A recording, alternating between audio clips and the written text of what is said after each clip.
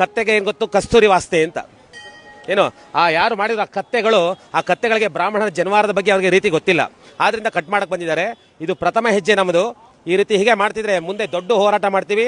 ಇಡೀ ಮೈಸೂರಲ್ಲ, ಇಡೀ ಭಾರತದಾದ್ಯಂತ ನಾವು ಇದರಲ್ಲಿ ಹೋರಾಟ ಮಾಡ್ತೀವಿ. ಉಪವಾಸ ಸತ್ಯಾಗ್ರಹ ಕೂತ್ಕೋತೀವಿ. ನಾವು ಬಿಡೋದಿಲ್ಲ. ನಾವು ಎಷ್ಟು ಶಾಂತಿವಂತರು ಅಷ್ಟೇ ನಮ್ಮ ಮುಂದೆ ನಾವು ಹೇಗೆ ಅಂತ ತೋರಿಸ್ಕೊಡ್ತೀವಿ. ಸರ್ವೇ ಜನ ಸುಖಿನೋ ಭವಂತು ಅಂತ ಹೇಳೋದು ನಮ್ಮ ಹಿಂದೂಗಳು ಮಾತ್ರ. ಪ್ರತಿಯೊಬ್ಬರಲ್ಲಿ ಆದರೂ ಬ್ರಾಹ್ಮಣರಿಗೆ ಎಲ್ಲ ಪೂಜೆ ಆದಮೇಲೆ ಭಗವಂತನಲ್ಲಿ ಎಲ್ಲರಿಗೋಸ್ಕರ ಪ್ರಾರ್ಥನೆ ಮಾಡೋದೇ ಬ್ರಾಹ್ಮಣರು. ಸರ್ವೇ ಜನಾಃ ಸುಖಿನೋ ಭವಂತು ಅಂತ. ಅದರ ಬಗ್ಗೆ ತುಂಬ ಬೇಜಾರಾಗಿದೆ ನಮಗೆ.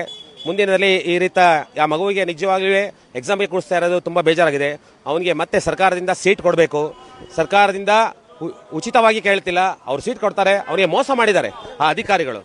ಅವರೇ ಪರೀಕ್ಷೆ ಮಾಡೋಕ್ಕೆ ನಮಗೆ ಚಿಪ್ ಹಾಕೊಟ್ರೆ ನಾವು ತೊಗೊಂಡು ಹೋಗಲ್ಲ ಅಂಥವ್ರು ನಾವು. ಬ್ರಾಹ್ಮಣತ್ವಕ್ಕೆ ನಮ್ಮ ಜನವಾರಣೆ ಯಜ್ಞೋಪವಿತನೇ ಸ್ಟ್ರಾಂಗ್. ಬಹುಶಃ ವಿನಾಶಕಾಲೇ ವಿಪರೀತ ಬುದ್ಧಿ ಅಂತ ಹೇಳ್ತಾರೆ. ಇದೆಲ್ಲ ವಿನಾಶಕಾಲಕ್ಕೆ ಅಂತ ಕಾಣುತ್ತೆ ಅಷ್ಟೇ. ಅದರಲ್ಲೂ ಹಿಂದೂಗಳಲ್ಲಿ ನಾವು ಬ್ರಾಹ್ಮಣರ ಬಗ್ಗೆ ಯಾವುದ್ರ ಬಗ್ಗೆ ನಾವೇನು ಮಾತಾಡೋದಿಲ್ಲ. ತುಂಬ ಶಾಂತಿವಂತರು.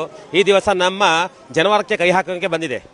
ಕಾರಣ ಏನು ಅಂದರೆ ಬ್ರಾಹ್ಮಣ ಸಂಪ್ರದಾಯದಲ್ಲಿ ಏನಿದೆ, ಬ್ರಾಹ್ಮಣ ಸಂಪ್ರದಾಯದಲ್ಲಿ ತಾಯಿಯ ಹೊಟ್ಟೆ ಒಳಗಿರಂಥ ಮಗು ಹುಟ್ಟಿದಾಗಲಿಂದ ಗರ್ಭಧಾರಣೆ ಮಾಡೋದ್ರಿಂದ ಸತ್ತ ತನಕ ಒಂದೊಂದು ರೀತಿ ಧಾರ್ಮಿಕ ವಿಧಿವಿಧಾನಗಳಿದೆ.